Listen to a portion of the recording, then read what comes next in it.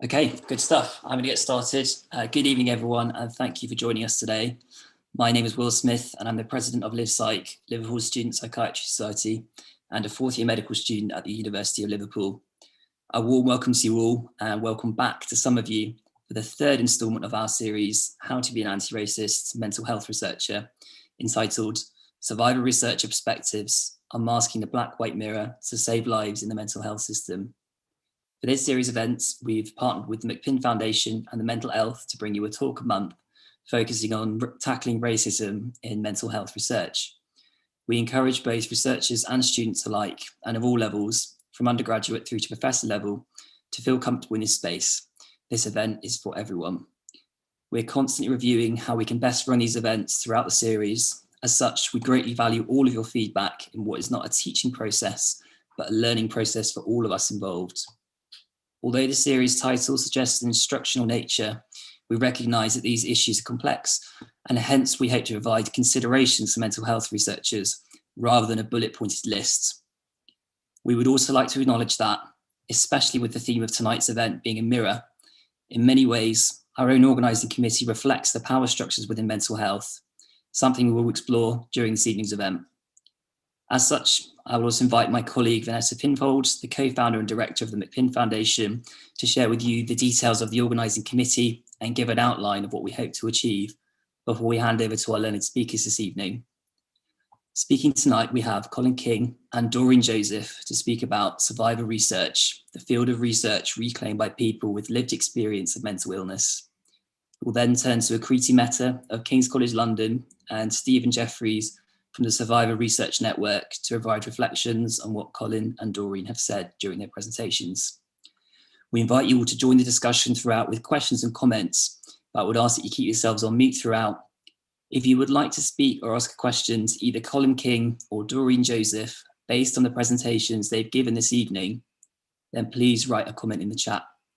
If we don't get around to asking your questions tonight, we will also save the chat logs from this evening so that they might be used in the final discussion event in June this year. Just to make you all aware, this evening's event is being recorded and live streamed on YouTube. The recording will be made available to watch and share after the event is finished. You can also tweet during or after today's event with the hashtag #AntiracistMHResearch. If you're watching via the live stream and there's a question you'd like to ask, you can either add a comment to YouTube or tweet your question with a hashtag and we will ask it for you. Please note that if you're watching via the live stream and you want to ask a question based on something you've heard this evening, there is a short time delay between the Zoom meeting and the live stream. Firstly, I'd now like to hand over to Vanessa, who will share with you the context of our meetings, including a look back on what's happened so far.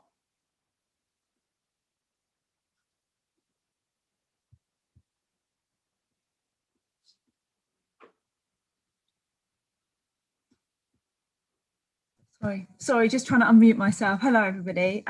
So we thought it would just be helpful to put into context tonight's webinar, really emphasising the series that we're doing. So this is the third of 6 webinars under the theme Racism and Mental Health, How to Become an Anti-Racist Mental Health Researcher. I just wanted to share with you the organising group. So there's kind of a story here, there often is a story. Last year in June, I went to a racism and mental health webinar that Will chaired through the Liverpool Psychiatric Society, and Harry Sewell, Alison Faulkner and Suman Fernando, whose pictures you can see on the screen now, were all giving talks, and it really did sort of centre in my mind the importance of bringing the racism conversation into mental health research. Something in all my years of work I hadn't really seen enough of. So we started the conversations last July, a group of us, to try and think about how to bring this together. And I'm just going to share another slide with you, and it's got some of the points we were really trying to achieve with this webinar series. But in essence, the webinar series is a collective endeavour. And we really do invite feedback, and we want to make it work for you in the audience. And so we're really keen for you to help us shape the next few webinars as we're going forward. So The programme really, the idea was not to do a one-off event, because actually the issues that we're dealing with deserve a lot more time and consideration and discussion and reflection than we can do in one event. So we're doing them from January to June.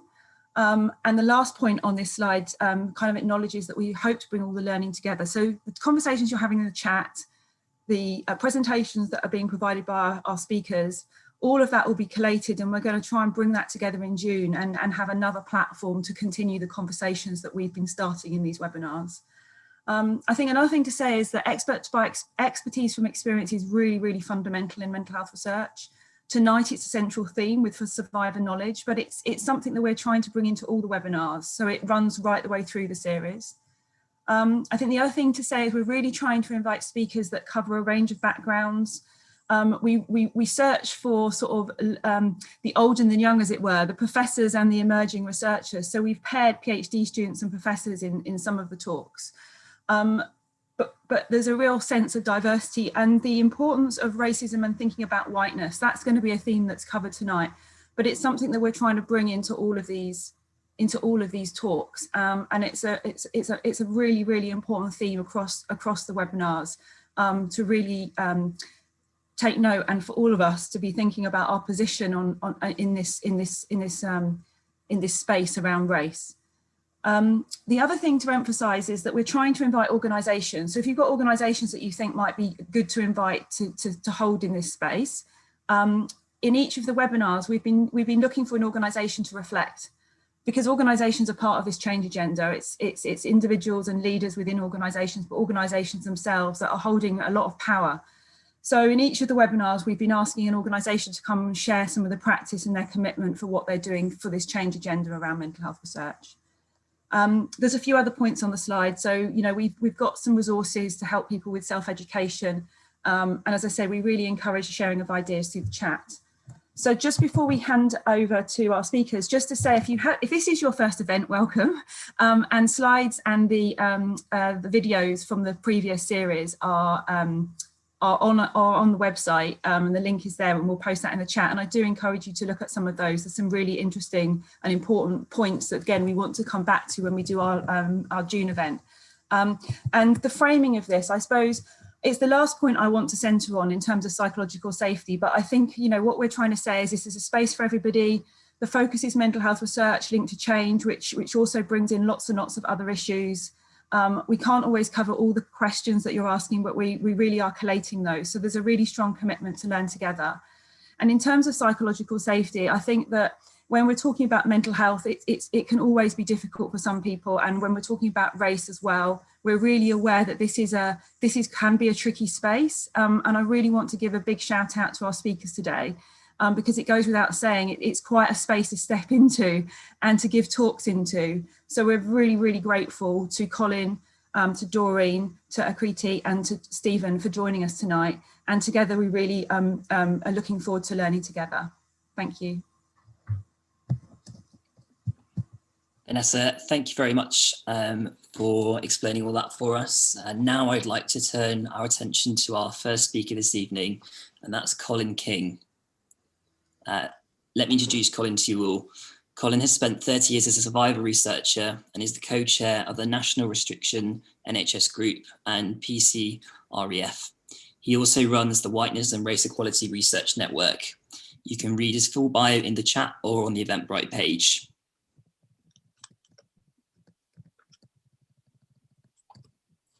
Hi, Colin, are you there? Sorry, I fell asleep. Sorry about that, yeah. Thanks a lot, Colin. Great stuff. Do you want me to start? Yeah, take it away. Okay.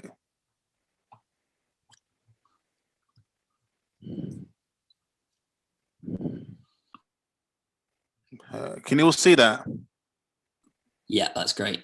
Yeah, it's a great privilege to be here tonight, and it's really a really topical issue given the controversy around race that we are facing in the royal family, the investigation into the murder of George Floyd, and the whole notion around Corvette. So I was really looking at how we as researchers begin to unmask our deep felt feelings about what we are actually doing. I was interested in using Michael Jackson's song around looking in the mirror, because for me, that personifies what we're looking at, the mirror. On the left, I'm saying to me that being called a Black survivor researcher is almost like a diagnosis. It's a label, it's a badge you carry throughout your life cycle. And in different contexts, I'm actually seen as different. With my schizophrenic, insane status, I'm seen as dangerous. But in the privity of my home and my community and my heritage, I'm given reputation and heritage as somebody who actually is quite knowledgeable. And this begins to change as we move through our research journey. Sorry about that.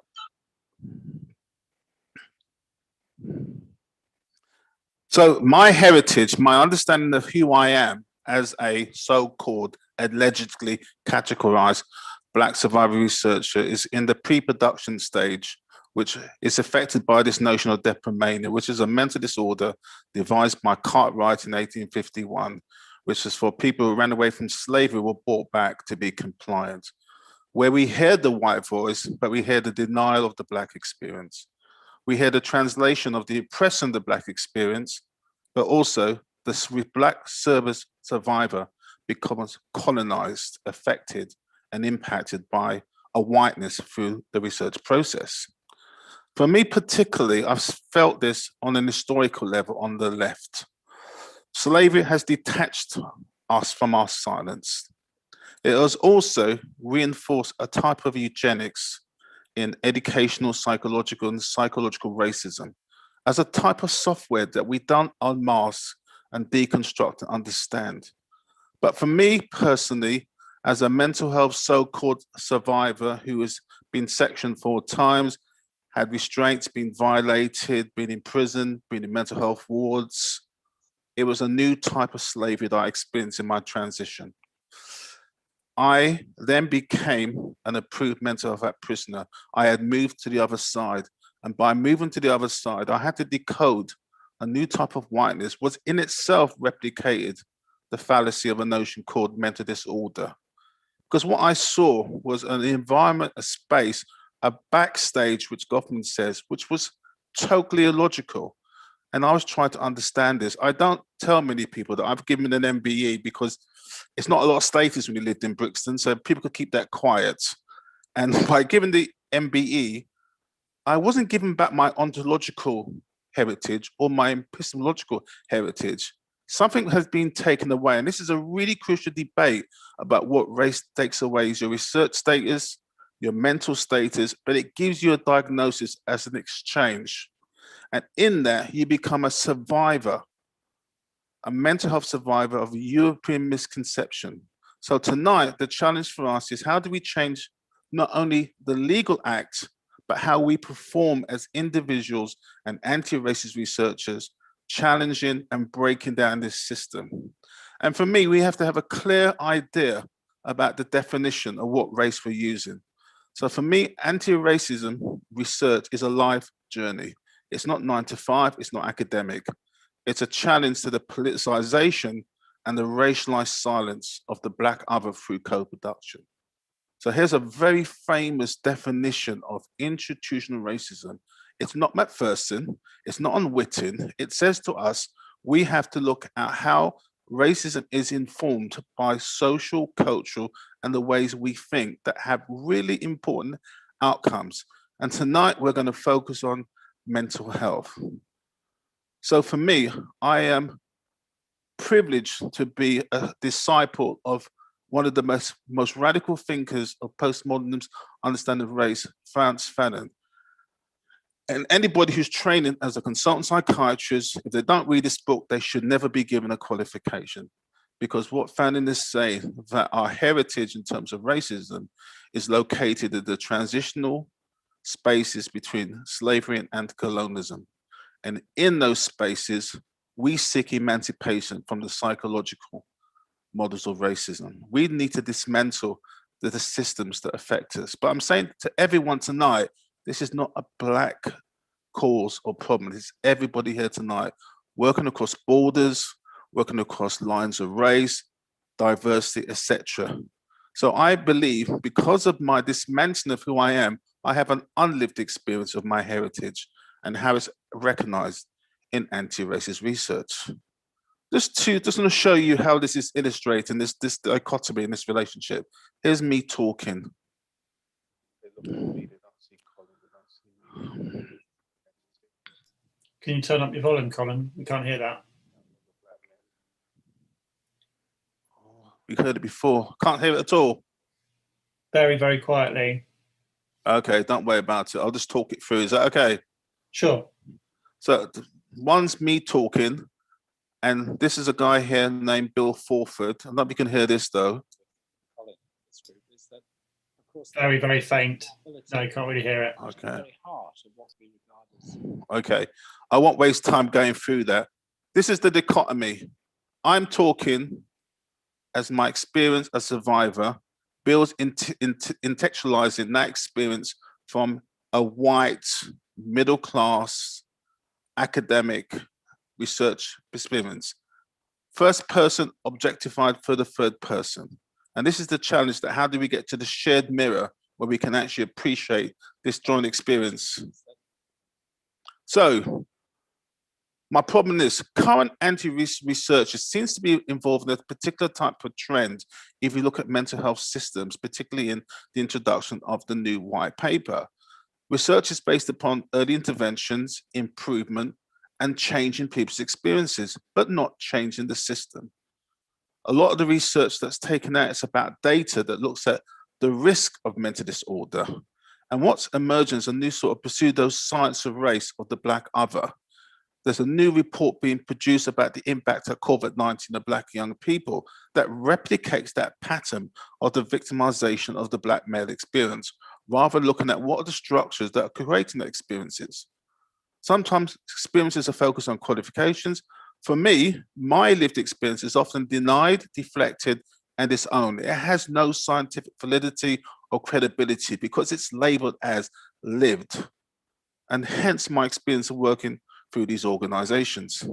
So what do we have to do to arrive at the position to unmask the mirror so we become an anti-racist researchers? So I'm not going to go this in great detail. We have the PowerPoint. For me, it's about values that are historical, personal, professional, practice, and research. But in those values, we have to do a lot of work to unmask them. Sometimes we have to depoliticize our historical values and then politicize them in that transition in the work we do. We may have to make our racialized values cultures to what we do. I believe we use the word duty of care. We have a duty of racialized care to change and challenge. If we have to attain the status to become a truly anti-racist researcher, which means challenging things, their theories and practice. But most important is this third section. If this does not lead to change, we need to recognize and validate other important alternative values. What is the impact on values? Does it change our values? And are we beginning to look at how we become an anti-oppositional in our values in our research work? Are we looking at the contradiction between what we intend to do, but what the researchers anti-racist lead us to do in our mental health practice? So unmasking to developing shared models is crucial for me.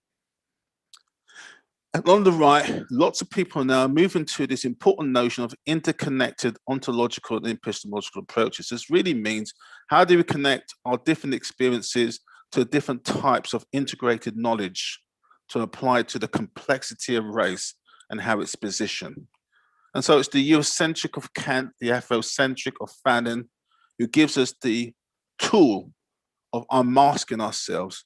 We're seeing the symbols that we actually make explicit, and also how we use methodological approaches from a gender and class perspective, but also to recognize there are other complexities that are often denied in this interconnected relationship between the ontological. Lastly, where is the service user positioned? Should we be calling ourselves survivors? Should we be giving ourselves an alternative status that gives us a legitimate claim? So we are, like Alison Faulkner's here today, who's doing some terrific work of actually aligning whiteness and race through Eurocentric and other lenses. We've also got a range of people, I believe, in the audience that are trying to engage with the Afrocentric user-led approaches, but also engage with interconnected realities. Because in the end, what is the outcome? What have we got to change? A lot of discussion in the last 2 workshops have been about dismantling, but let's go process what does that actually mean. Diagnosis needs to be deconstructed, it needs to be obliterated, it needs to be removed, but also the models of diagnostic framework need to be challenged.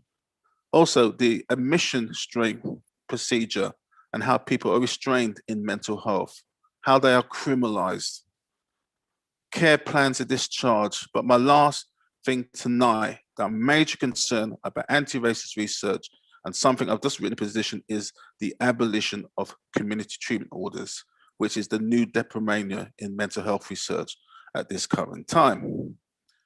So if we look legally and medically about our challenges as anti-racist researchers tonight, we got to look historically at what's been taking place in the context of English society since 1851, right through to all the different legislation, the Lunacy Act, the Mental Health Act, the Equality Act, the Care Act.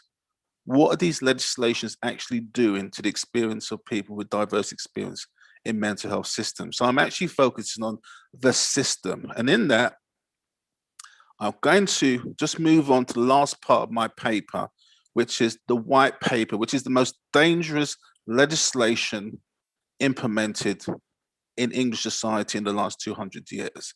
It's a mythology. So we have principles of choice, least restrictive, therapeutic, and person-centered, rather than empowerment. Least restrictive should never be in any legislation. It should be most beneficial. Therapeutic is okay, but what are the economic and social benefits for people in that system? And why do we not move from a person-centered to a humanistic-centered approach that focuses on the individual? I'm going to focus on 2 last bits of my presentation before I finish, and it's really focused on how we make changes to the intent of the Act to politicize the Act through anti-racist research. So experiences should be the lived experiences, not the diagnosis. When we look at data, we should look at what is the outcome of data for structural racism and racializations of community through the interpretive processes, where the Black experience or the user experiences is actually excluded from.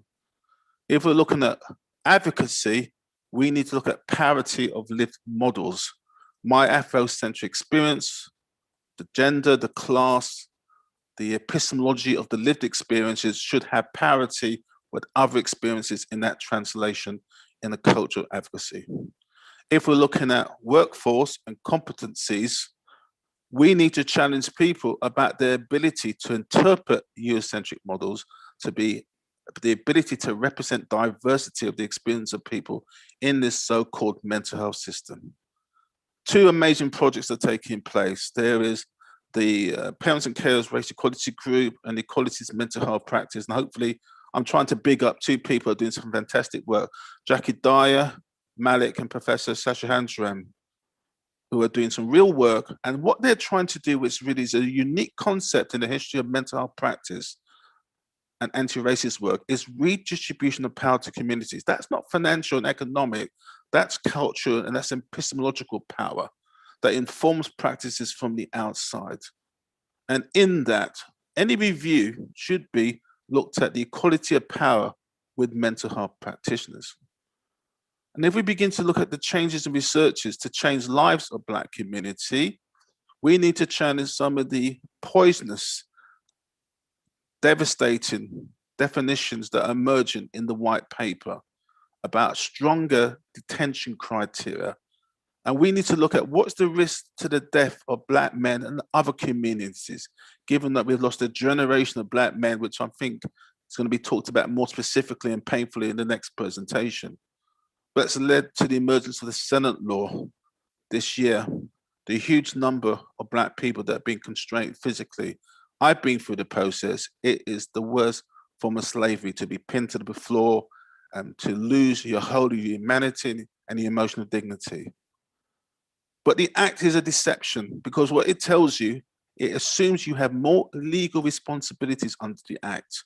Advanced documents and care plans, you've got to ensure that they don't depoliticize the power of the individual and give it to the system.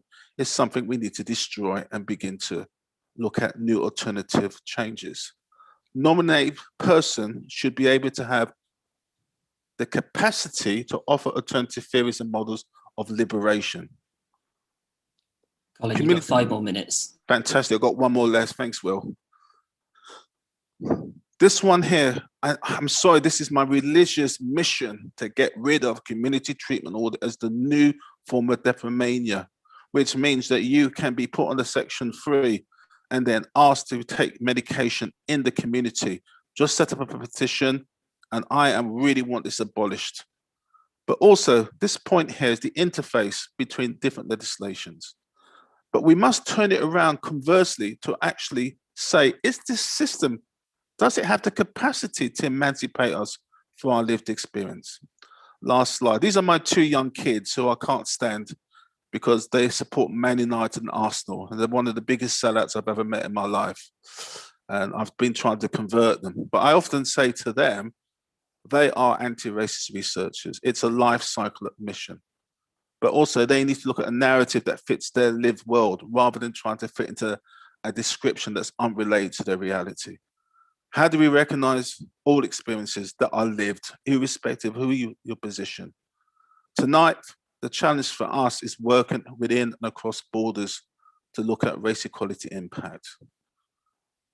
Parity, abolition, but lastly, returning back to the central challenge, which I've been trying to pose today for all of us, is to unmask and to see that we can begin to have a shared mirror, a shared competency, a shared anti-racist mission to dismantle and change the system that has actually been extremely oppressive over the last 400 years.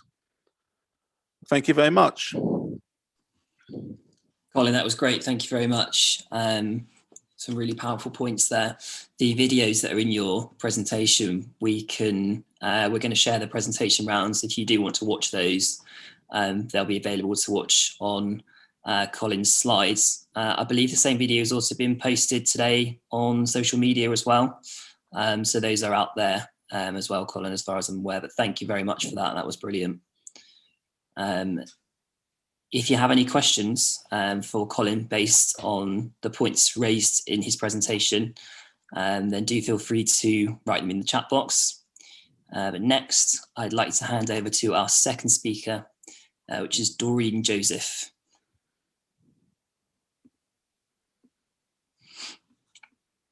Just let me know when you're there, Doreen. I'm going to share my screen for you. Hello, you unmuted me. Okay. Can you hear me now? Hi, Doreen. Yeah, I can hear you great. So this is Doreen. She's a BA ME survivor. Doreen is passionate about improving mental experience for BA ME people and how to reverse their overrepresentation in the mental health system. She wants to see real transformative action and change that makes a difference to people's lives. Again, you can read her full bio in the chat or on the Eventbrite page. Thank you. Thank you, Will. Good evening, everyone. So I'm going to talk about reflections on working in research for BME survivor perspective. If we turn to the next slide, please. So during these discussions on decolonizing psychiatric research, we have seen how mainstream research is racist or has minimal BME perspectives. And recently we're looking at efforts to make it more anti-racist. Today I'll be looking at research in regard to power imbalances in white-black relations, the influence of survivor research, especially BAME or racialized people's agency in research, and what actions required, approaches to effect change, auto-blindness, which is something that Colin talks about, and willingness to change. And then finally, structural, social, economic, and political systems change to equitable African communalism, and thereby make racism redundant. Next slide, please.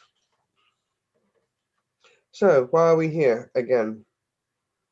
We all know what happened to George Floyd last summer, which shocked and horrified the world and re-galvanized the Black Lives Matter movement.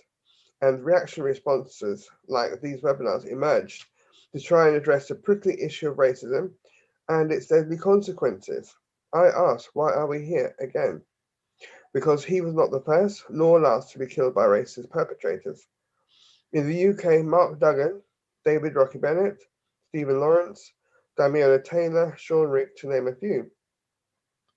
In fact, the family of Sean Rick compiled the lists of names of those who died in custody during 1969 to 2011, in the UK, which was a shocking 3,180 people. They died in police custody, prisons, mental health institutions, and immigration detention centres. And they were somebody's son, father, husband, boyfriend, brother, cousin, relative. They were real people with lived family connections. Can we have the next slide, please? Thank you. These are not isolated incidents, but indicate systemic attitudes and that now unpopular phrase, institutional racism, that form part of the fabric of Western societies in their relations with BAME people or diverse or racialized people. In short, the others, who, like Edward Said and Stuart Hall and Michel Foucault said, are not white, civilized, acceptable, and therefore excluded from the in crowd. We know about racial division and power imbalances, which are documented elsewhere, that has at its root race as a social construct that was and still is used to separate the haves and the have-nots. Recent talk of white privilege needs to recognize that it only came about through acquiring resources and wealth, etc., from others, whom they dispossessed of these assets, thereby rendering them disadvantaged. Greed and hatred motivated the triangular slave trade, colonialism, etc., and the demonization of the black man as mad, bad, and dangerous justified racist oppression. Such attitudes still permeate Western societies and are embedded structurally and in academia, hence research that is underpinned by racist ideology, and this prohibits BAME perspectives in research. BAME people are largely invisible in mainstream research unless it's in research that objectifies them as seen ethnographically or as problems to study. It's rarer to see research where BAME people are the initiators or principal investigators, unless it's specifically about BAME-related issues. One exception was Karen Newbegin's NIHR research into the contribution of the voluntary sector in mental health crisis care, which was published last year, 2020. It includes a brave quote from a BAME advocate with lived experience, who described racism as an elephant that has taken a dump in a room, and everyone is pretending not to smell it. It's blatant and pervasive, but no one wants to even acknowledge it, let alone eradicate it. Why? Because it's tied up with vested interests and the unwillingness to share power for fear of deprivation, and also not knowing of a system which would benefit everyone that could replace the status quo. Next slide, please. Survivor BAME research. Positive moves have come from survivor research and BAME initiatives that are creative and insightful, and more importantly, show agency by BAME people. J3 Keller-Till's R&R report in 2011 explored the recovery and resilience of African Caribbean, and South Asian women in narratives of recovering from mental distress. I was privileged to co-research in this study, which showed how racism, culture, and patriarchy imposed on their mental health were compounded by traumatic abuses in childhood and adulthood.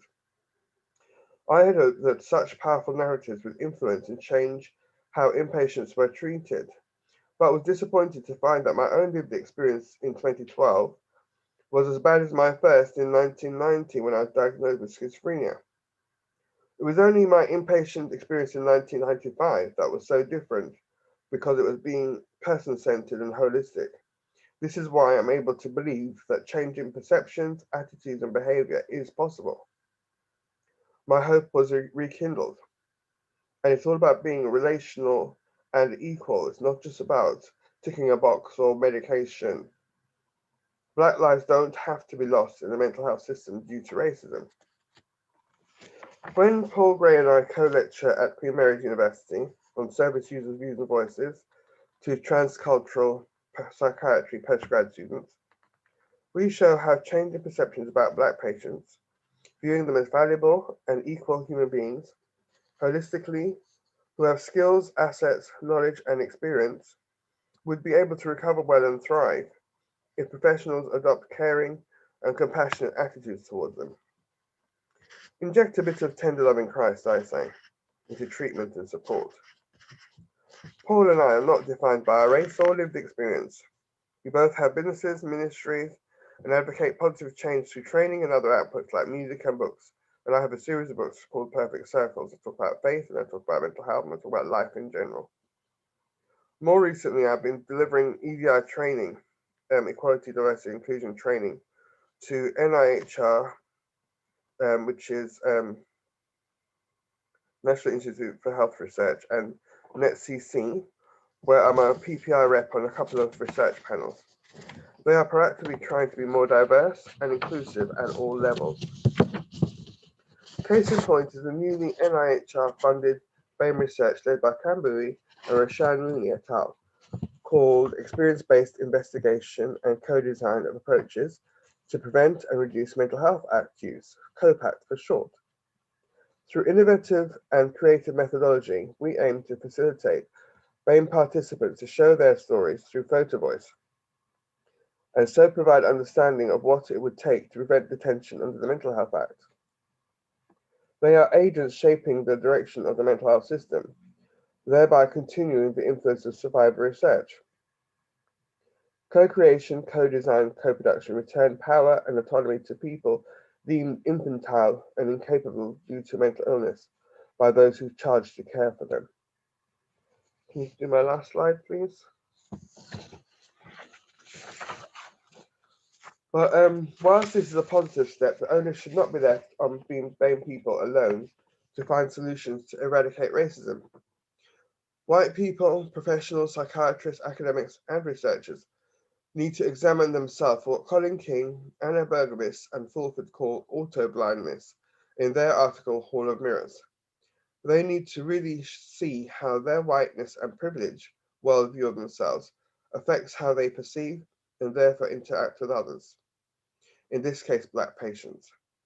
If they value other people as they value themselves, as having equal worth, who have their own worldview which is just as valid, then we can move shifting from a racist lens to a worldview lens of an open society. Racism is not inherent, it's taught. And just as it's been learned, with willingness and courageous effort, it can be unlearned and replaced by more equitable and equal thinking that will change systemic cultures from racist to an equitable world view. Communism and capitalism are two world economic systems pitted against each other. However, in earlier centuries, African communalism was a traditional economic system that enabled everyone in society to be valued and respected, and everyone benefited.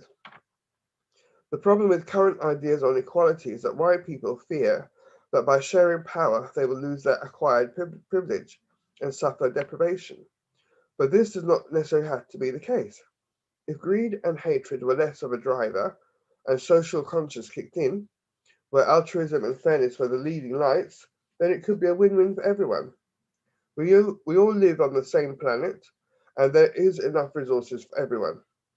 If people are less greedy and selfish, and instead were willing to share resources with others who are rightly and equally entitled to them, this would remove the racist overtones that to date have led to the overdetention of Black people. So, what next?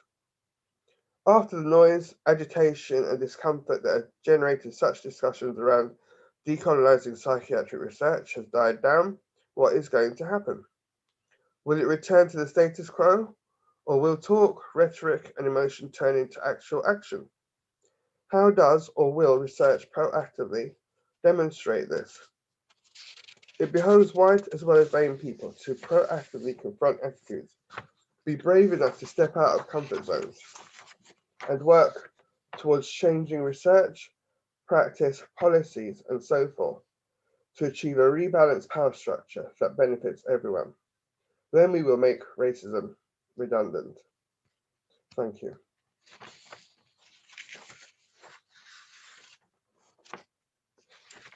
Thank you very much for that, Doreen. Very powerful stuff again. If you have a question and you're watching based on any of the points raised in Doreen's talk, then do write them in the chat box. I'm now going to hand over to Akriti Mehta for our first reflection of this evening. Thank you, Will. I'm unmuted, yes. It is a pleasure to be here and to be involved in what I think are really crucial conversations about coloniality, racism, whiteness, and mental health research and survivor research. Okay, so thank you, Colin and Doreen. I think your presentations were brilliant. Unlike Colin and Doreen, who've been embedded in anti-racist action and in mental health action in the UK for several decades. I'm fairly new to the UK. And these presentations have explored so many amazing points. I hope I'm able to sort of, bring that together in some way. But I want to start by explaining where I'm coming from. So I'm from India and I only moved to the UK about 4 years ago. I have experienced mental health services, mostly in India, and that experience of using mental health services, being psychiatrized, central to the work that I do now. So in the past few years, I have focused on exploring knowledge production by mental health service users, survivors of psychiatry, persons with psychosocial disabilities in the Global South through their activism, advocacy, research work. And doing this work as a person of color from the Global South, looking at the Global South from within the Global North, and a university in the Global North has brought up some challenges and several questions. To start with, of course, colonialism and concepts of coloniality are really central to how one looks at mental health in the Global South and as well as in the Global North. So of course, on one hand, there are the colonial logics of psychiatry itself. Psychiatry came to the Global South as part of colonization, and that imposition of a Eurocentric white model of psychiatry continues on today. And I think, as has been pointed out today, it comes at the expense of a locally situated or more appropriate way of understanding body, mind, community care. But within the resistance to this Western white psychiatric model being imposed is the sort of global user survivor movement and networks. And colonial logics operate there as well. So if we look at who is given this space to speak on a global platform, it's usually white survivors from the Global North. And this kind of hinders the possibility of meaningful solidarity. So I suppose this brings me to, so a lot of what Colin and Doreen, though coming from a very different context of within the UK, resonates with me and with what activists in the Global South have told me about. And it's not odd because there is a shared experience, not the same experience, but a shared experience of colonialism, both historically and the continued imposition of a Western and white psychiatry that's harmful. And to me, I suppose I'm coming from a place and from a more global perspective of thinking about how in our shared task of unmasking coloniality and whiteness in mental health research and practice, how we can build solidarities between the Global South and the people of color and indigenous people who are doing that work in the Global North. So that's kind of like one question that comes to mind. A second question that I've been thinking about for a while, and it's come up today as well, is the political category of survivor and what that means within mainstream survivor research. So much of survivor research in the UK takes whiteness and Eurocentricity as its default. And within that, when that is not questioned or even acknowledged, then the experiences of racialization, colonization, and how that interacts with mental health gets sidelined or erased. And I'm just wondering what utility there might be in a political category of survivor, or what might an umbrella of a survivor category or identity, what does that erase or hinder or obscure about the differences within, and how can we navigate this as we move forward in our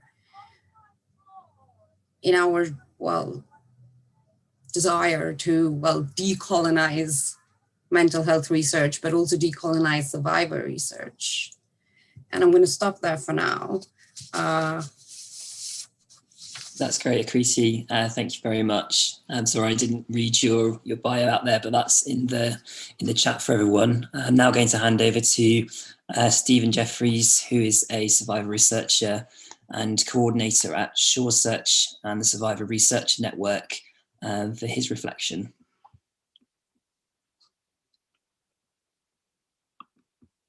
Just need you to unmute there, Stephen. There you go. Thank you.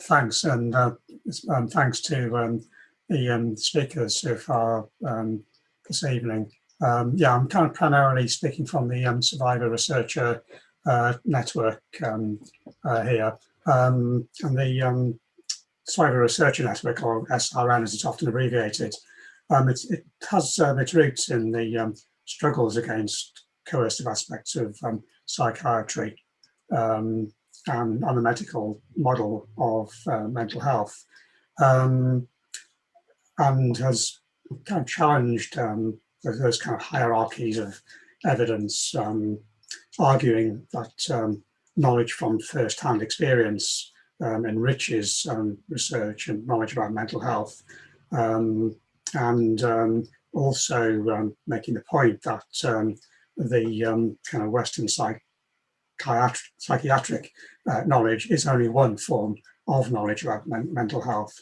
and there are other international cultural approaches to understanding the mental health, and we, as survivor research, I think, has also been clear on having a values base that's explicitly anti-discriminatory, connected to equality. But of course, it's important to look at what survivor research is actually managing to do. And it's interesting that we recently organised an event, which I think Colin attended, which was quite kind of noticeable for having a largely white audience, even though our working group is kind of relatively diverse. So just kind of reflecting on a few, thinking of a few kind of action points, perhaps, from what Colin and Doreen have said. I think my first point is there is a kind of common approach of, I think, amongst perhaps more liberal-minded white people, service users, along the lines of kind of, I don't see colour, and we don't need to discuss this. Perhaps a preference for all lives matter rather than Black Lives Matter, and I think that definitely masks the kind of racism that's inevitably present. I've used the videos from the first series in a couple of service user group meetings, and it's kind of generated valuable discussion. It's gone a little way towards perhaps doing unmasking and us learning more about each other. For the Survivor Research Network particularly, I think there's that kind of importance that you highlighted about the white members taking responsibility and reflecting on the privileges and distorted perceptions that we have from whiteness. And I think also foregrounding anti-racism in what we do, kind of making it integral to training we organise, or and also that kind of shifting the focus, which I think Colin has particularly spoken about, from individual failings and demographic characteristics to looking at the assumptions of white Western practice, diagnostic criteria, and of course looking at racial inequalities in society. And kind of to kind of do all that, of course, generating discussion and kind of education amongst service user survivor circles is really important. So that's my timer.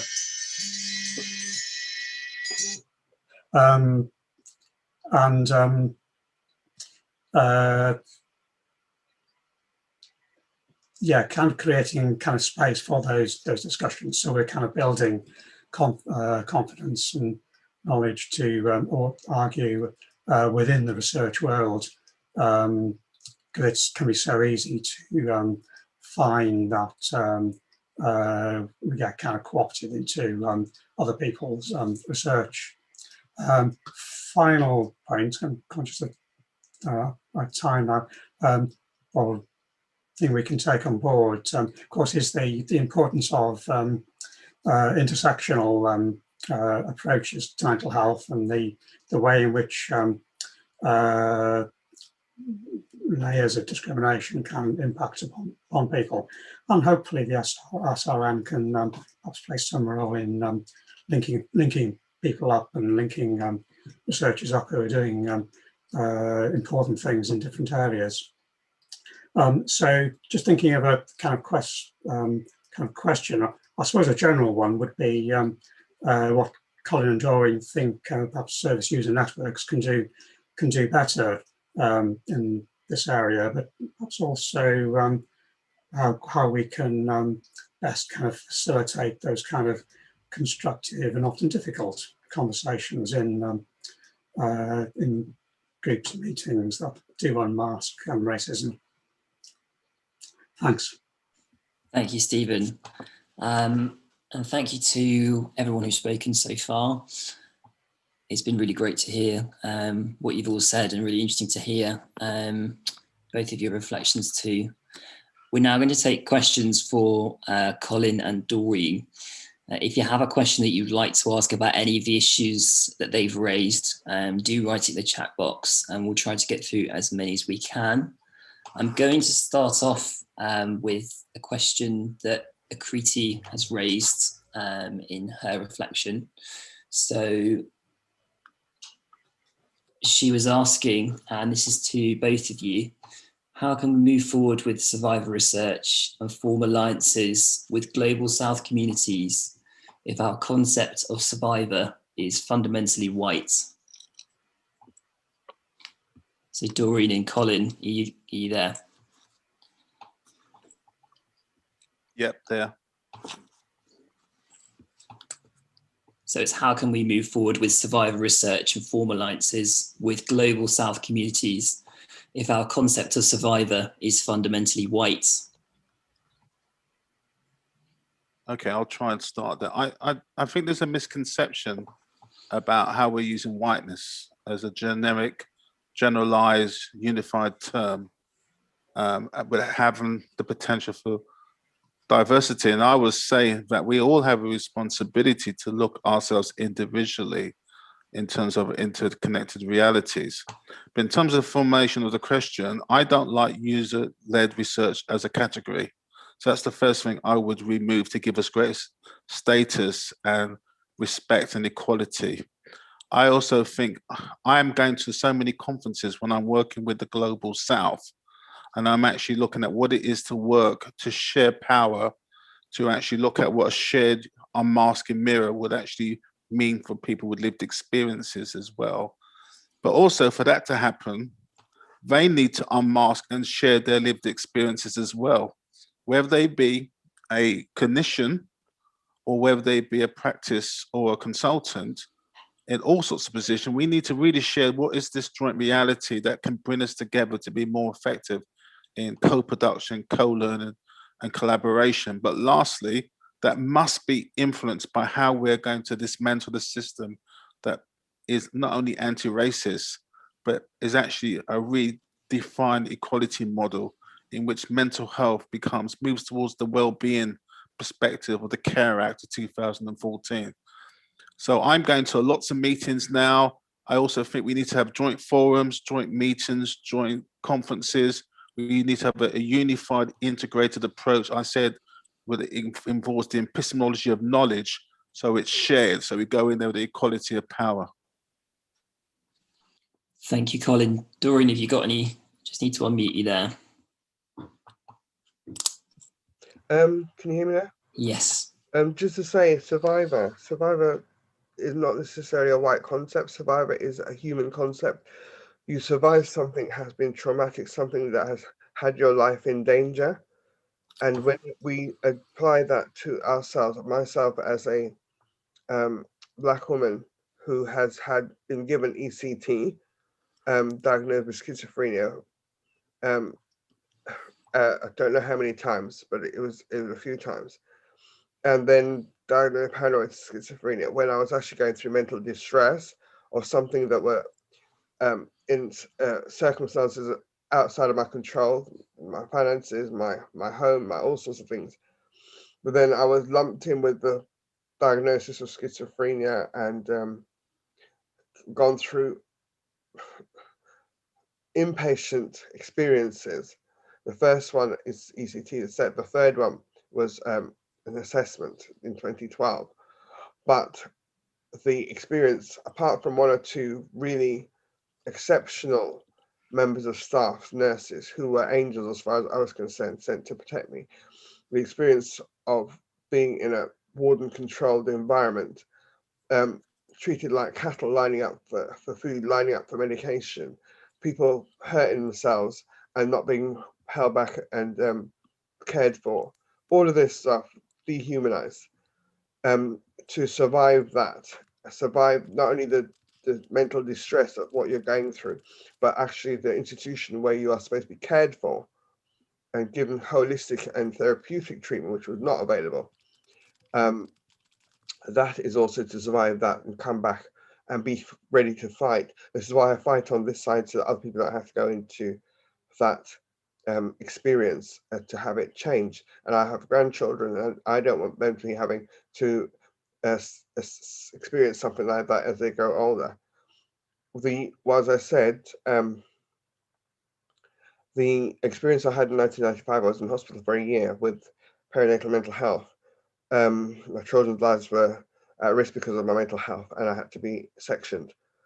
But I had really good care from the psychiatric nurses. And they looked at me as a human being. They wanted to know about my history, what my circumstances, my family relationship.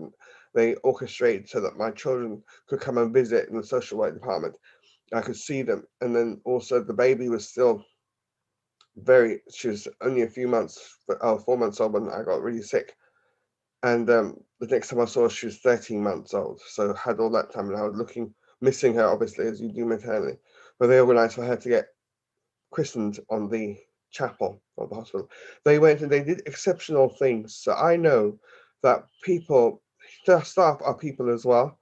And when they look at you as a human being, as a person like themselves, they can relate to you properly and treat you well and look after you, TLC. But when you are looked upon as something beneath somebody's shoe, or I don't know, the unlovable, the unacceptable, the leper, when you are looked upon like that, and people look at you through that lens, that's how they operate, that's how they approach you. And then you get all these legislation like the Mental Health Act, which is, as Colin said, is not transformational, it is not revolutionary, it's just a tinkering at the seams, and it appears to be very liberating, but actually it's quite restrictive. And in a way, when the community treatment orders were imposed back in 2008, 2009, we knew then as a Black community that our Black people would be, our Black men would be on the recipient end of it, and would be, as history has shown, more 40% of them in London are Black men. So we knew that would happen because we live in a society that is racist towards our people. So we were not surprised by that, and we haven't had the power to, or we don't know who to challenge to change that legislation, that process. But as Colin was saying, CTO should be banned and abolished, as should be ECT, as should be detention altogether, other way. Therapeutic ways, talking therapies, creative, drumming, music, art, walks, ecotherapy, all these natural things that people do, even the old system, herbs and things like that people use in the medical system back in the day, in the Caribbean and in Africa and probably in Asia as well, to look after people who are going through things that is not necessarily inherent in them, but imposed on them from external circumstances. So trauma-informed care is definitely part of the program that people should be developing, but it is systemic. It needs to be challenged. We had yesterday, I did watch Meghan and Harry being interviewed by Oprah, and you know, the firm is racist. We're not surprised by that because we've seen how they operate, but other people think, how can they call them racist? Well, look at how they've been operating. So when it's so embedded and entrenched, listen, history. Queen Charlotte is one of Queen Elizabeth II's ancestors, and she was Black, and that's where Queen Charlotte Hospital comes from and the Kew Gardens come from. She was an orchestrator. And before that, Queen Philippa of Hainault was a Black woman, and she had son, I think she had 14 children, 7 sons, and one of them was the Black Prince, and he was quite instrumental in the warfare and everything, the Plantagenet time. So there's Black blood in the royal family. So no matter what they're saying about being racist and being whiter than white, we have to look at people as human beings. Until that is happening, we have a long way to go. Thank you, Doreen. I just wanted to make a slight correction to the question asked by Akriti. She said she didn't mean necessarily that survivor research is fundamentally white, rather that whiteness is present, but is unacknowledged in the mainstream survivor research.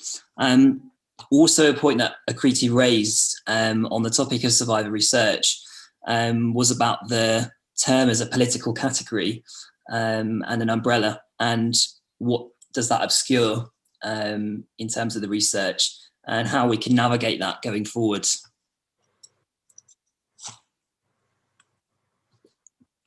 Well, the term survivor research as a political category. Yeah, is that quite right, Akriti? Yeah. I don't know if either you or Colin, do you have anything you think about that at all? I think I've got enough going on with being a Black person, having fought as a feminist, having fought as a Black person, having fought as someone with mental health, a lot of different platforms already. So the whole thing that we have in common is that there's inequality, there's injustice, and regardless, that is where where we need to fight. Political for me is being a Black person. I don't look in the mirror and think, oh, I'm a Black person, I'm disadvantaged. I don't think about any of that thing. I think I'm a human being. But when I step outside my door, people look at me differently and treat me differently. And I've been born in this country. My children are born in this country. My grandchildren are born in this country. And we still receive the same kind of unwelcome treatment. I suppose for me, it's not what you call yourself, it's what you do when you call yourself something.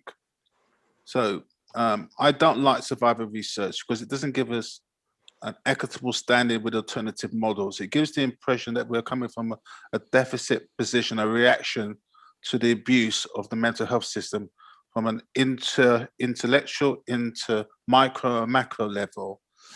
I think the beauty of a lot of people in survivor is that we are become politicized through the abuse of the system, and that we need to see the system to be depoliticized so it can represent our political needs.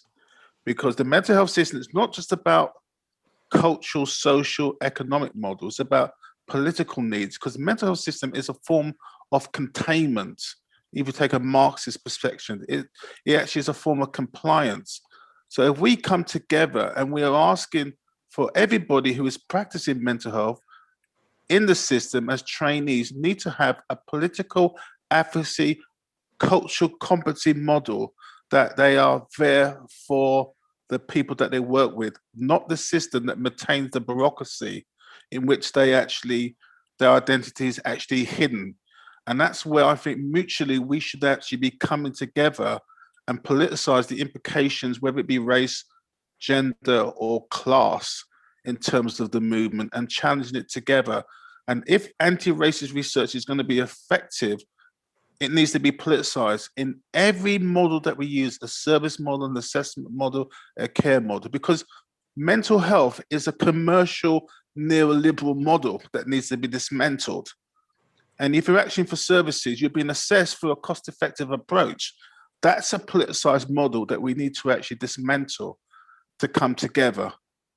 We need to come together and find out what name is going to give us that shared appreciation, and not get obsessed with whiteness as a diagnosis, but look at whiteness as a lived ability to work across borders in which we become polarized, and also an apartheid system to kind of like anti-racism in mental health work. That's my vision, and that's why I set up my organization. I know Tamal's here today, and she's been revolutionary in med studies, which is something I've just got my head around, which I think is unique and important and addresses it, and I've been trying to do some work. So that's the systemic change that we need to address, about working together in a collaborative approach to changing the system. Thank you, Colin. And speaking about the system that we had a question, would the PTMF present an alternative to the current system?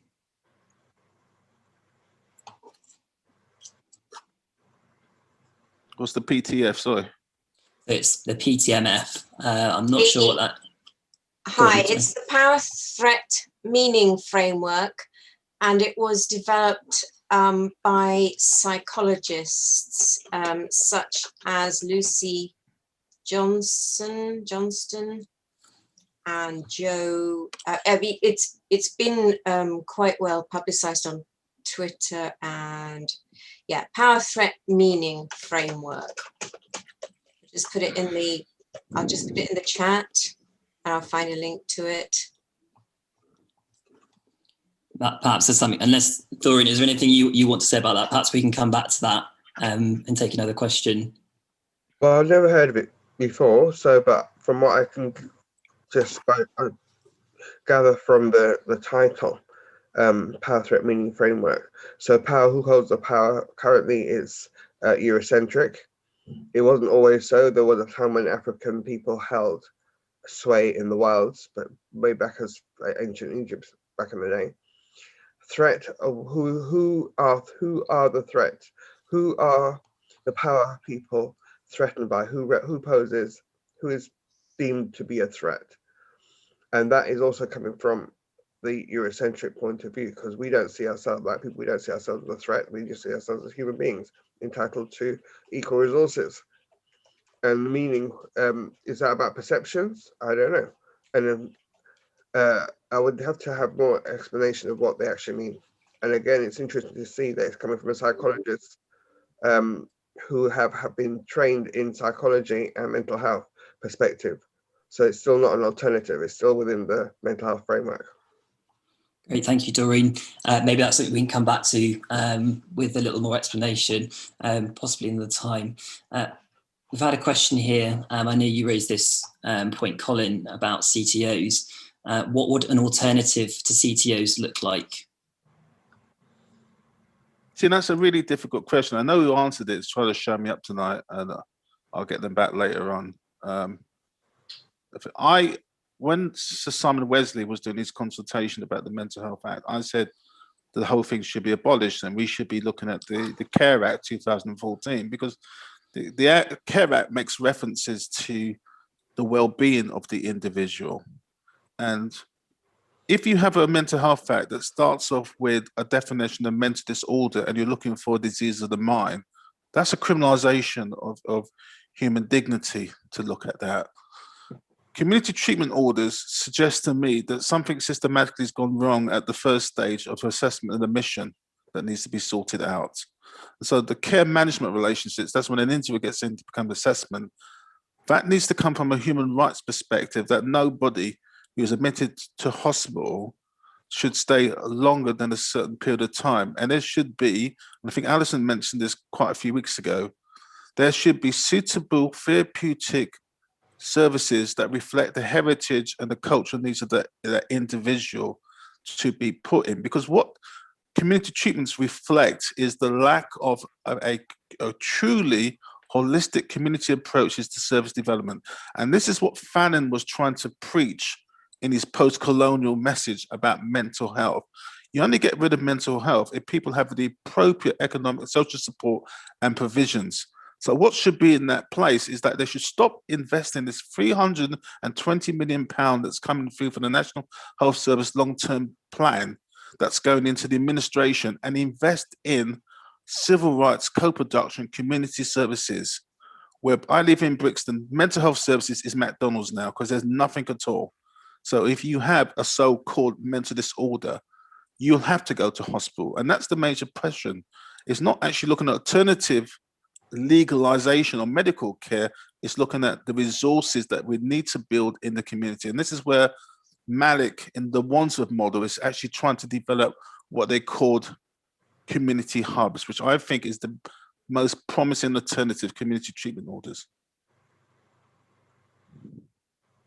That's great. And Doreen, do you have any thoughts on CTOs at all and what an alternative would be? So my other piece of work that I do part-time, I work with a CIC called We Co-Produce in Hammersmith Fulham, and they work with West London NHS Trust. And we worked with them on a project called the MINT, which is Mental Health Integrated Team Network or something like that. But anyway, what happened was part of our work was to look at the community mental health framework, which was co-produced a few years ago nationally. And with that, we developed a Living Well diner menu type, where we looked at our forum. We have monthly forums of our local people, and they came up with what they wanted. And a lot of it was known already, like holistic care,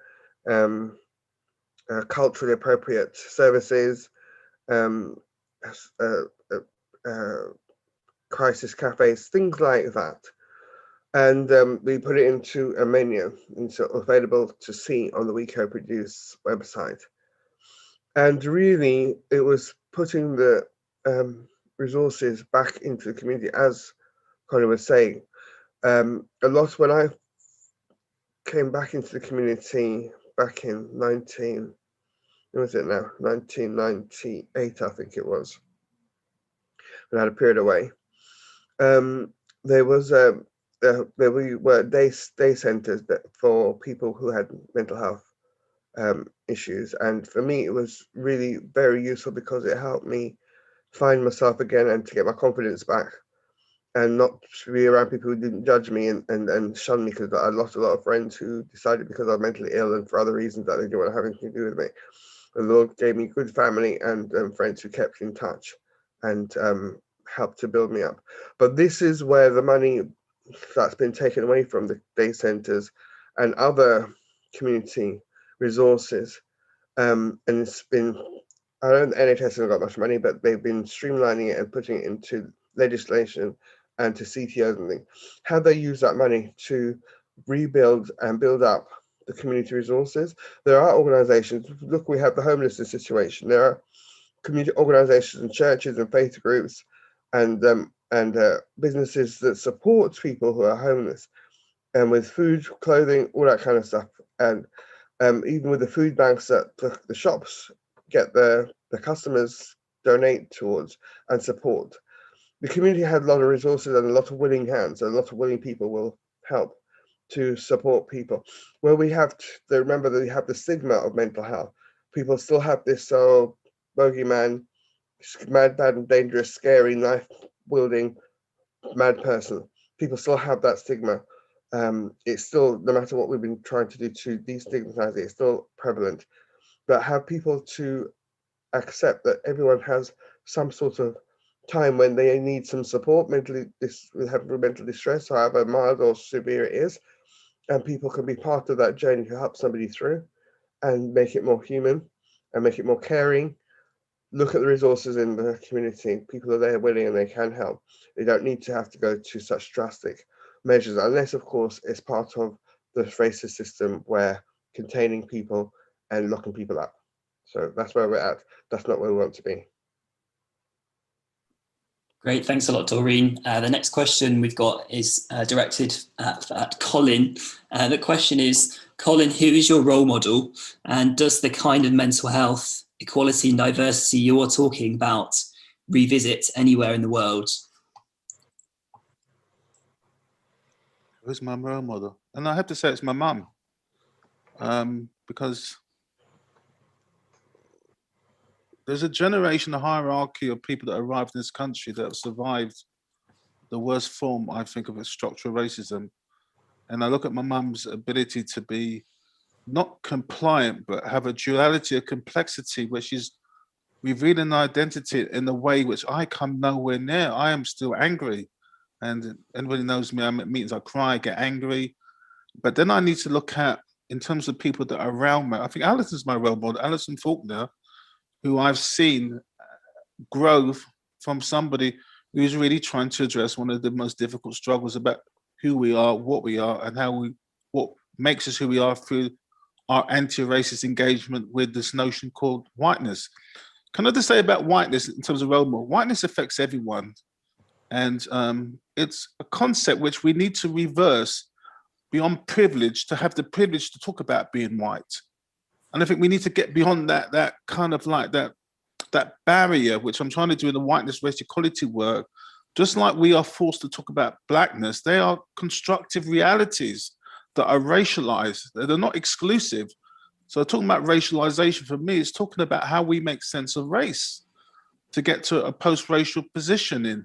And some of the people who are my role models are dead and have been killed, have been murdered. And I think, you know, I often said I would like to die before I'm killed by this system, because this system will kill you, but you can work with people. Like tonight, I looked in the chat and I've seen so many more role models that are giving me different ideas of looking at things about how we begin to address this issue. And in terms of diversity, I think I've become so diverse myself as an individual. Last thing I've got to say something about diversity. If you look like me, it doesn't mean you think like me. This is one of the biggest problems I have about, well, we need more Black people that look like me. I've got a problem with that, okay? And it's really about what's going on about this notion of color and bourgeoisness and being accepted. For me, it's about the thinking process. And for some of the best figures I've met tonight are here in the room. Those are my role models that I'm going to work with. So my venture now, and also lastly, some of the people in my role models who are the ones that have shown the potential to change. Bill Fulford, and I'll say it to him, because I'm working with him at the moment, could not talk about being white. In 15 years, he can talk about how he racializes me through his experience about who we are. And that's what the video was trying to show, that we can move to that status where there is a shared unmasking relationship that is really beneficial to challenging racism and mental health. Colin, thank you so much for that, and a privilege to have so many great voices, people joining us in the chat as well. Doreen, can I ask you the same question about role models? Do you have any role models, or the people that you particularly inspire you at all? Loads of role models, because I was born I was born in 59, so just in the 60s, there were lots of civil rights movements going on in America and here in England. So obviously the usual Malcolm X, Martin Luther King, Angela Davis, who I actually met in London when she came here to talk in London. Very inspirational. And who else? Jesus, definitely. He is my ultimate role model. He is actually my savior. He's actually, without him in my life, I would not survive a lot of things that I've been through. Mental health, stroke, all sorts, financial problems, all sorts. He has suffered like I have suffered, like a lot of people have suffered, and he has been victorious. So I hope to be victorious one day, but at the moment I'm being blessed. My parents came here in the late 50s, and they came. My dad used to be a vendor. He used to be a vendor in Grenada, and my mum used to be a teacher. And then when they came here, they had to take low-level jobs in factory because obviously with the racism, they weren't allowed. They weren't, they talk about no blacks, no dogs, no Irish. So they had to rent place until they bought their place and refurbish it and modernize it. And then eventually they went back to the Caribbean where they wanted to be. But they brought us up here, and they brought 2 of their children here and raised us here. And I've seen all I've seen. They had to fight a lot of racism, but then they were the generation that this is the mother country, and they, even though they were angry and didn't like what was going on, they didn't fight back, apart from when they had the union, something going on Southall. And then I saw the police with the sus laws of my young guys my age, teenagers, being held down on police cars, being sussed. I've seen the Black Power movement, and that's really my bedrock for me to keep challenging and fighting. I've seen that's the very movement. I've seen Black is Powerful, Black is Beautiful, and I've seen we had all those historical programs in the 80s. Basil Davidson, Masri, all these other people who read Jacqueline Van Sertima, all these historians about Black perspectives and Black history and Black power and Black ascendancy in prior times.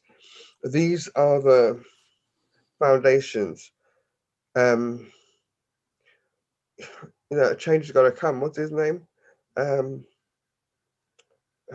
Gosh, I've forgotten his name. I can see it in my mind. The singer, Sam Cooke, said a change has got to come. We've been waiting for this change. Had these people who died, who were assassinated, Steve Biko, all of these people seen what's happened to us today, where we are today, they would not be happy. They would say, what was our life given up for? So we are still carrying on the baton. Unfortunately, the baton still needs to be carried until such time as we see what we want to achieve. And these people have gone before, and they have made marks, and they have inspired me and others, and that's what I can say. Thank you so much for that, Doreen. We've got a couple of minutes left, so I'm just going to try and ask a couple more questions, and we'll try and finish at 7. Like I said, if we don't get a chance to ask any of your questions tonight, we will be saving those and taking those forward with us in the series too. So the next question is, academia, including funding bodies, is a highly problematic environment to be working within, amplifying racial, gender, and other inequalities. Do either of you have any thoughts on dismantling this? Well, I'm a PPI, patient and public involvement rep, on a couple of NIHR committees. One is prioritization, health research, and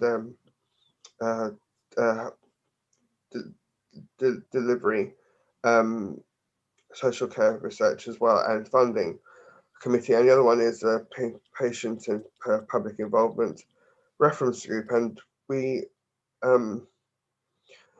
are consciously trying to make a difference and really have more representation by recruiting more diverse people onto their panels. And as I said earlier in my talk, they are funding research that's BME led or BME initiatives other than ethnographic ones.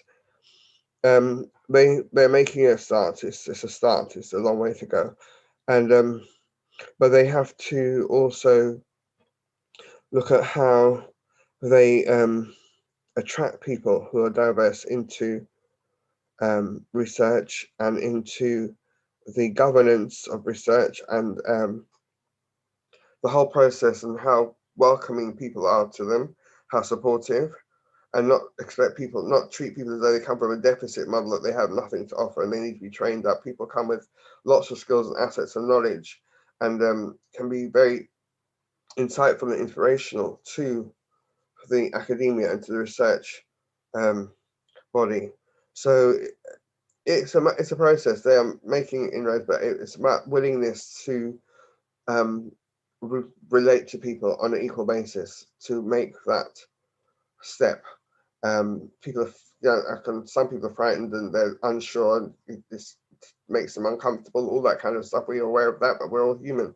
But it makes us uncomfortable as well to be receiving negative treatment. So something has to give, and we all have a role to play in making things different. Sure. Thanks, Doreen. Colin, have you got anything to say about academia, including funding bodies and that as an environment? Jesus, William could be all nights on that one. Firstly, let's deconstruct academia, which I have very little respect for in terms of the outcomes it produces for BME communities. Let's secondly look at reversing the role. And we talked about survivor movements. The power should be given to them to decide what academic research should be done on our community. This is reprehensible in a modern form of slavery when we get the same research questions. I'm involved in about 17 researches, and all of them are about Black men. And I see the slave calling every week. We need this, we need that. It's abhorrent, it's reprehensible, it's a violation, it's reproducing a new academic slave model that needs to be put to bed. It's frightening what they're doing to our community, academia. And also, just to finish off, because no time is short, the academic process of learning is flawed because it reproduces learning in a very, very, very narrative diagnostic framework where academics are not pushed about their accountability to the people they produce epistemological knowledge about, which is flawed. And this is where we've got to get away from lived experience, because if we are the lived experience experts in the research, we should be paid the most money. We are the experts, not the academics. And I'm getting sick and tired of being asked to get £75 for 8 hours work. It's reprehensible, and academia is at a crucial moment which needs to find out politically where it stands in anti-racist research. Yeah. Thank you both. I'm just going to follow up with this final kind of point and questions. We kind of had two questions here about both of your motivations. So I'm going to ask them together. What keeps you motivated to keep on trying for change? And the whiteness of the survivor movement is a real issue and means many of us withdraw because of the way this often negates us and our reflections are disregarded. How do we stay in there, and how should we?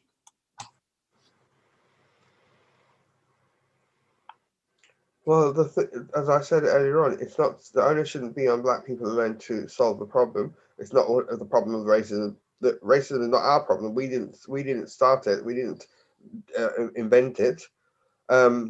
So the powers that be, whoever have vested interest, and people who are benefiting from that, they have to be part of the solution. They have to be part of looking at ways to either become allies in fighting injustice and inequality, or come up with new solutions as well of working. It can't just be us giving you the answers. We're here, there's a think forum.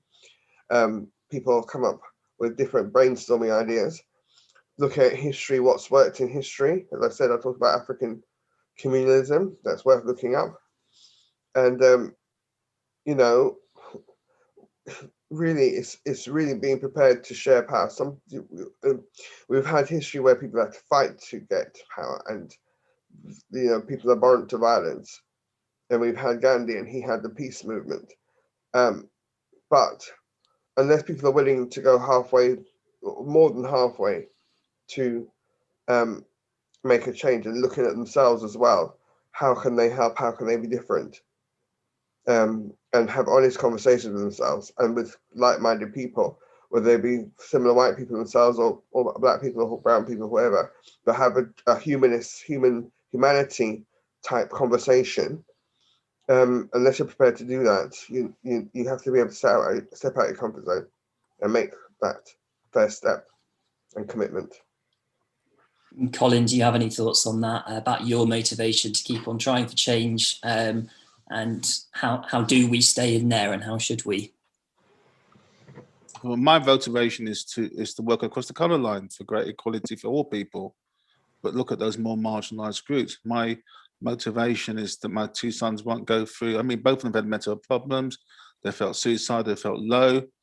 That's my motivation for them, their strengths, their dignity as human beings. But also, we don't always want to be labelled as Black. People need to know I would like the privilege just to be seen as an individual with my uniqueness and my ability to have a PhD, 4 MAs, teaching qualification, which people don't really recognise.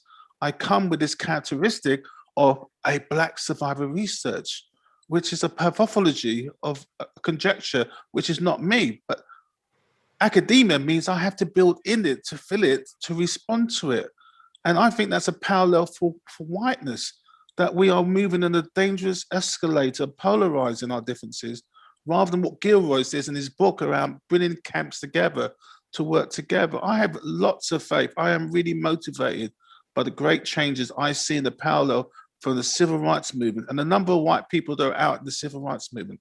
I look at the Black Lives Matter, the number of white people now are out there together, and we must take that energy now towards true integrated collaborative change from today's meeting, how we go forward in truly be an anti-racist researcher. It's a collective journey.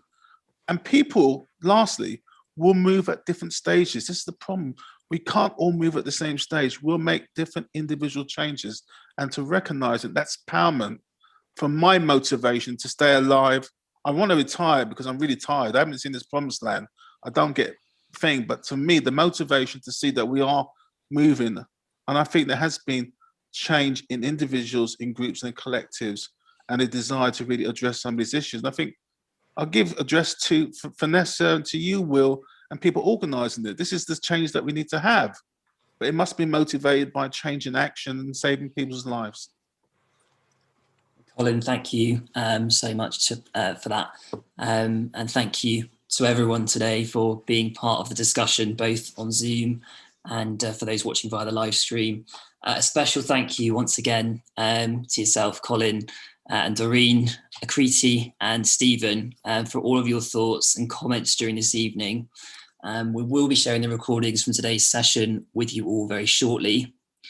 Today's session was the third of our monthly series, How to be an Anti-Racist Mental Health Researcher. We encourage you to join the conversation and keep being involved in these sessions. We also have a list of reading resources, which we will send out to you in an email shortly. If you'd like to be involved in future events in this series, either as a speaker or another capacity, please email us our email address, livepsych@society.liverpoolguild.org. Thank you all once again for taking part. We